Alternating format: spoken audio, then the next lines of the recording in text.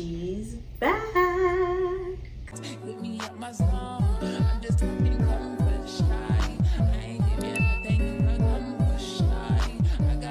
Welcome back to my channel. My name is Jude, and as you can see by the title, this is a feminine hygiene tips video. No, I am not a gynecologist. No, I am not a doctor. I do not have a PhD of any sort. I am simply just a girl. This video's overall purpose is just to keep you from making the same mistakes that I made and some of my friends have made, and just women in general. Some of these things I've done my own research on. Some of these things I feel like are just universal tips. But I feel like some of these things, a lot of women, when I watch other videos on feminine hygiene, I don't see them talk about some of these things. So I wanted to share my opinion and my tips on some of these topics. With that being said, I do have some products over here to show you guys as an example for things that you could use, things that I use personally. These literally came out of my bathroom, out of my room. These are things that I use on a daily. And a little bit about me, I had severe acne, and so because of that, I've done a lot of research on things that I should eat, things that I should do to keep my skin clear. I've done a lot of research, and I think I finally succeeded. As you can see, a lot of this was due to me going to a dermatologist, but because I've done so much because I did so much research before going to a dermatologist, I have a lot of information to share with you guys. So I will be talking about skin, I will be talking about shaving and all of these things. So let's just get right into it. First things first, I want to talk about coconut oil. Now, I want to say that every woman's body is different, so any of the tips that you guys get from me, they may not work for you. You have to know your body, and sometimes you won't know until you take the risk of trying new things and figuring out, will this work for me? If you know your body doesn't respond well to oils, then you might not want to do oils. Some women respond better to waxes, whereas I refuse to get a wax, just because I don't know if I want to go through the pain, and my skin is very sensitive in that way. So I find oil to be the best way for me to shave. I do use shaving cream under my arms, but I use shaving oil when I do my bikini area. I don't use any special oil. It's literally Good and Gather. This is from Target. And this is organic virgin coconut oil. I think you can cook with this actually, but I used 100% coconut oil, and it was with a different brand that I got from Walmart. But recently, this is the one that I have, and it works great. It keeps my skin clear down there, my skin smooth down there, and it makes the shaving process so much easier. I don't have to use shaving cream and things like that down there. The reason why you don't want to use shaving cream or just certain brands in general, because any kind of chemical, any kind of fragrance, any kind of just anything that's technically not supposed to be down there, anything that's not natural shouldn't be down there, because it can throw off your pH and you have a yeast infection or worse. So just be careful about what you use down there overall. I don't put anything inside, but this is for the outside area. Most things that you do down there are going to be for the outside area anyways. So just be very careful with that. But I use this basically on the outside area for where the hair is, and I shave, and I use water as well, and that helps a lot with the slip, I guess, of shaving. So this is basically like my own shaving oil. They have shaving oils, but I don't like using brands I guess, because they put their own stuff in there, their own chemicals. This is 100% natural. This is just plain old coconut oil. So that's what I advise. There are some girls that can't use coconut oil, like I said, so just be careful if you decide to try that. Next, when it comes to my legs, I use Nair. This is a great product. When I tell you I have never felt softer legs in my life. This specific bottle that I have is the Rich Cocoa Butter and Vitamin E oil. I think this helped a lot with my strawberry legs. There's nothing wrong with strawberry legs, but if you just personally would like to get rid of them, I suggest this one. There's also an aloe vera one, and there's other different kinds of stuff that they infuse this with, but this is a chemical. They do have a bikini area version of the Nair. I do not recommend that because it's a chemical, but I mean, if it works for you, then it works for you. But me personally, I only use this for my legs. You could use this for your underarms, and I could, but I personally just don't want to stand there with my arms up in the air for so long. So that's why I just use regular shaving cream for my arms, and then I use the Nair for my legs, and then I use the coconut oil for my bikini area. This is my routine. It works great. Everywhere is always pretty smooth, and as far as using shaving cream for my underarms, we're gonna move into the whole idea of exfoliating, especially for your bikini area. You do not want to use anything, like I said, you don't want to use anything that's gonna have fragrance, anything like those beads that they have in exfoliating sugar scrubs or cleansers or anything like that. You don't want to put that down there. Maybe you can put it on the outsides, but of the skin area, but honestly, I keep it away from that area at all times. Where I exfoliate they have Dr. Teal exfoliation sugar scrubs. They also have Tree Hut. Is that what it's called? Tree Hut sugar scrub. I use those brands when I use sugar scrubs.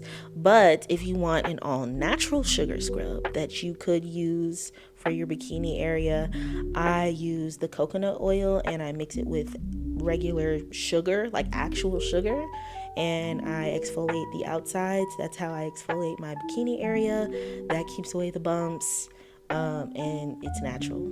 So, but I still wouldn't advise you getting it close to any open areas down there, only on the outsides. But here is a Dr. Teal's sugar scrub that I have, and clearly I use it. It's not gone yet. This is the only one that I have left, actually, but this one I like to use for before bed, when I shower before bed. This one is they used to have a eucalyptus one. I think this one has eucalyptus in it, but for most part it's just lavender essential oils. But I miss the eucalyptus one, and if they still have it, I haven't seen it, but that one is my favorite for sure. Sugar scrubs are great. They are the holy grail for keeping your skin smooth and getting all of the dead skin off of your body. I highly recommend. And if you don't use a sugar scrub, you can always use an exfoliating glove, or you can use a loofah. However, I don't recommend loofahs because they get moldy over time, and I would say pretty quickly. Honestly, after my first shower, I don't want to use the loofah again. I'd rather get a new clean one, just because it's like it's sitting there and it's been sitting there for a while, and they attract mold and bacteria very quickly and very easily. So that's my opinion on loofahs. I'm not a big loofah girl. But as an exfoliating, and even, the exfoliating gloves and things like that, I'm not sure how quickly they attract bacteria and mold, but they can be used if you want to exfoliate your body that way. But I think to avoid that completely, I would just use a sugar scrub. Since we're still talking about shaving, I want to give you some advice on doing your eyebrows. Now, if you do not know how to do this, if you are very young, or if you just have never done this before, I don't know if I recommend this, but let's say if you're my age, you're in college or graduating high school, and you're looking to do your eyebrows, and you don't want to go to the shop. Maybe you don't like how the shop does them, or you just don't want to have to pay $10-15 or whatever to go get your eyebrows waxed or threaded.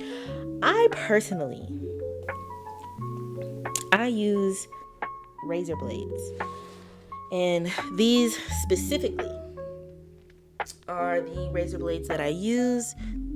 These are the razor blades that I use. You can get razor blades like this from the beauty supply store for literally $1 or less, maybe a little more. I don't know. It depends on where you're at. I think I got this from the beauty supply store too, but this is a pack, so it was $2.99. And they have the big one for the face, and then the little ones are for the eyebrows. When you're shaving your eyebrows, when you're shaving anything really, it's best to stretch the skin. Make sure that you have a slip. But specifically when I do my eyebrows, I get an alcohol and a cotton pad and I wipe over, make sure that my eyebrows are clean, because you can also get hair bumps up here. So, and I kind of just stretch the skin, do a little 1-2-1-2, shape my eyebrows. I only shape my eyebrows to what they look like now. I just clean up the hair around it. But if you have a specific shape that you're looking for, I would go to a professional, and then after that, just kind of get a razor and shape it to the way that they did it the first time. That's the best way that I can advise someone to do this, because don't be mad at me. Don't be mad at me when you try this and you mess up your eyebrows because you don't know what you're doing. If you don't know what you're doing, if you don't know how to do it, or if you don't want to risk it or whatever, go to a professional. I'm not telling you to do this if you don't know what you're doing. But if you're willing to take the risk, or if you have the patience to do it right, then I would suggest doing your own eyebrows. This saves me a lot of money. I don't have anybody else doing it. I don't have to risk somebody else doing my eyebrows and not doing them the way that I like.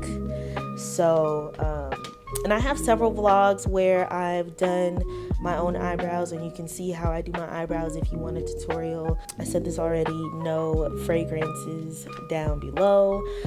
If we want to dive more into that, basically fragrances, they throw off your pH. It can cause a yeast infection. Really, the only thing that should be going in there is water when it comes to you washing and keeping yourself clean. The only thing that really should be going in there is water, in my opinion. That's how I've kept myself clean. That's how I've kept my pH balance. Also, like I said, if you're into this sort of thing, no foods down there as well. Just because it's a food doesn't mean, like I said, nothing goes down there except water, because it will throw off your pH. I've also experienced being with a man can throw off your pH. Literally anything. If you're sensitive enough, it can throw off your pH. Trust me, coming from experience. Doesn't mean that, it's best to stay safe. It's best to pay attention to your body, because when you find out those things, some women, it doesn't affect like that. Other women are super sensitive. You just have to take the time to learn your body and learn what sets you off, what throws you off. Also foods that you eat. I found that yogurt really helps keep my pH balance at bay, what I'll say. Specifically Greek yogurt, healthy Greek yogurt, not Danimals or the sugary yogurts, Yoplait. I'm talking about Greek yogurt, healthy yogurt. Helps keep my pH balance at bay. And I've also looked it up. You can look it up for yourself. It definitely helps with your pH balance and it helps level you out. As for other foods, I would definitely, the healthier you eat, the healthier she's gonna be. But even with certain seafoods, they affect how you smell. Yes, I learned that the hard way. I personally can't eat certain seafoods. I've heard from other women that they can't eat seafood at all because it makes them smell like seafood. So yeah, to keep you from having to learn the hard way, pay attention to that. That more than likely is why you might smell like that. So just keep that in mind. Some women, they can eat a little bit of it. Some women, they can't eat it at all. Some of them have no problem and they can eat as much seafood as they want and they don't smell. So just pay attention to that as well. Like I said, the healthier that you eat, the healthier she's going to be.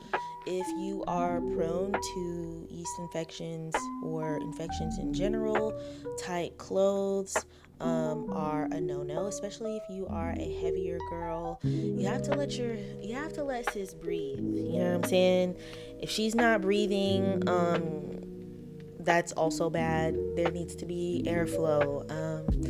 Not wearing underwear when you're at home alone or in your room, just letting her breathe is a lifesaver.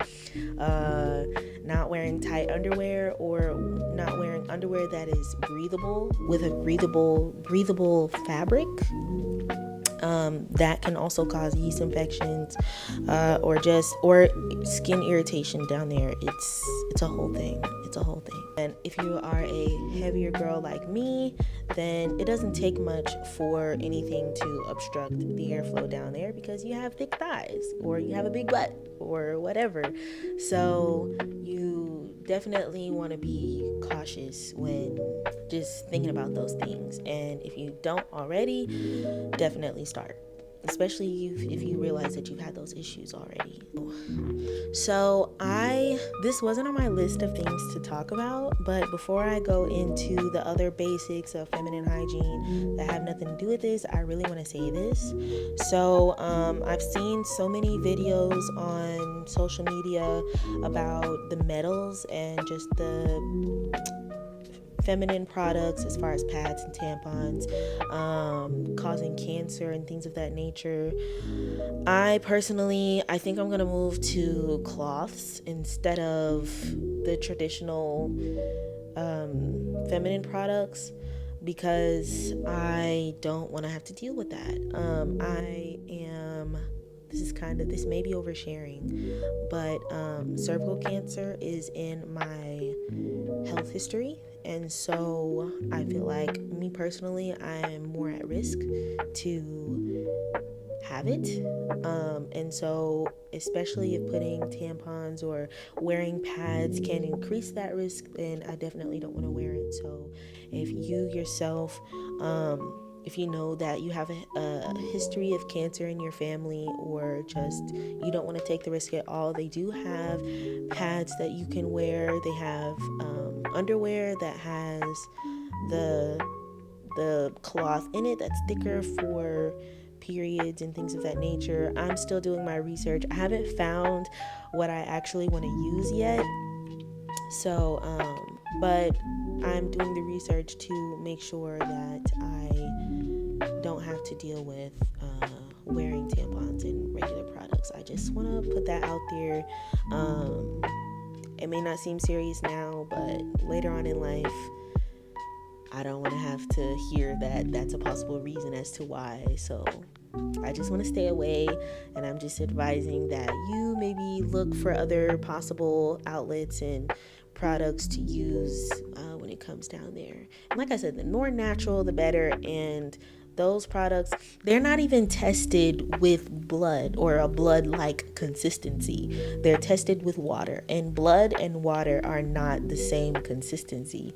So that should explain why it's not really fit for what it's supposed to be fit for, if that makes sense. But yeah, that's my 2 cents on that. So if you do use those products, you probably already know, but I'll say it anyway. Make sure you're changing regularly so that you don't cause any toxicity in your body. Not leaving, tampon in for too long is very, very bad for your body, especially if you do it regularly. You literally need to change that like every 4 hours max. Honestly, I change mine every 4 hours, 4 to 5 hours. And a pad, they say you can leave in all day, but I would not. I would change that also. Maybe you can leave it on a little longer, but I still would say 5 to 6 hours max. That's gonna just alleviate any smells or anything like that you could possibly be dealing with. And like I said, the healthier that you eat, the better, as far as any odors that you might experience down there. I think periods are gonna smell regardless, just because it's gross. It's what you're dealing with. Considering what you're dealing with, I feel like it's gonna have an odor regardless, but you can alleviate that odor by how much you change and also by how healthy that you eat. What's good, you guys? I wanted to come on here and let you guys know that, first of all, I decided to cut off this video in the middle because it was getting very long, and so there will be a part 2 dropping, because it was just getting very long, and I didn't want this video to be super long, so I figured, why not just turn it into a 2-part series. So the next video will be dropping within, I guess, the next couple of days after this one drops. So look out for that. But as I was editing this video, I realized that I left out a very important piece of information, and a very important tip that I actually live by and has actually helped me out a lot. I left off with talking about being on your cycle and ways that you can keep yourself clean, minimize odor and things of that nature. One of the most important things that I use right now are baby wipes. These are literally from the travel section. It's a small, thin piece. It's a small, thin pack of Huggies baby wipes. I love wipes in general. They say to use wipes in general just because it cleans you a lot better, in the front and the back. But not only does it do that, but it also helps with keeping you clean during your period. And as far as the type of wipes that I use Huggies specifically because if it's good enough for a baby, if it's sensitive enough for a baby, then it's sensitive enough, and it's good enough for me. And it's clean enough to where it won't throw off my pH, and I can continue to use it on a daily basis or even hourly basis, depending on how often I'm using the wipes. So this is a good brand for me. Like I said, find the brand that works for you. There are other wipes out there. There are flushable wipes out there that you can find and use on a regular basis. But that was just my last little 2 cents. And thank you guys so much for watching my videos. Don't forget to like, comment, and subscribe. Turn on those post notifications so you can see more of my videos, because it only gets better from here, y'all. And I hope I'm saying what's good to you guys in the next video. Bye.